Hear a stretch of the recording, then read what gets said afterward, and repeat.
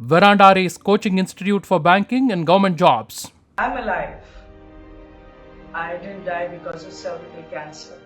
கடந்த பிப்ரவரி 2ஆம் தேதி நடிகை பூனம் பாண்டே திடீரென கர்ப்பப்பை வாய் புற்றுநோய் காரணமாக காலமானார் என்று அவருடைய மேலாளர் அறிவித்திருந்தார். அடுத்த நாளே திடீரென பூனம் பாண்டே தனது இன்ஸ்டாகிராம் பக்கத்தில் தான் உயிருடன் இருப்பதாகவும் கர்ப்பப்பை வாய் புற்றுநோய் குறித்த விழிப்புணர்வை ஏற்படுத்துவதற்காகவே இந்த செய்தியை வெளியிட்டிருந்ததாகவும் கூறியிருந்தார். இதனால் பூனம் பாண்டே கடும் விமர்சனத்திற்குள்ளானார். மேலும் சிறை தண்டனை பெறுவதற்குரிய குற்றத்தை பூனம் பாண்டே செய்திருப்பதாகவும் சொல்லப்படுகிறது.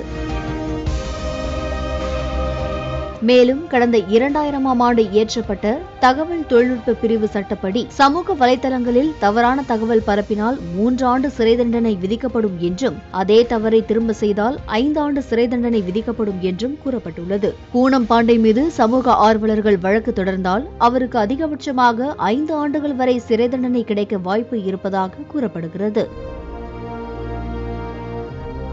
இதற்கிடையே அகில இந்தியா சினிமா ஊழியர்கள் சங்கம் பூனம் பாண்டே மீது வழக்கு பதிவு செய்ய வேண்டும் என்று அறிக்கை வெளியிட்டுள்ளது. பூனம் பாண்டேவின் செயல் எந்த விதத்திலும் ஏற்றுக்கொள்ள முடியாதது என்றும் அந்த அறிக்கையில் கூறியுள்ளது. Verandare's Coaching Institute for Banking and Government Jobs.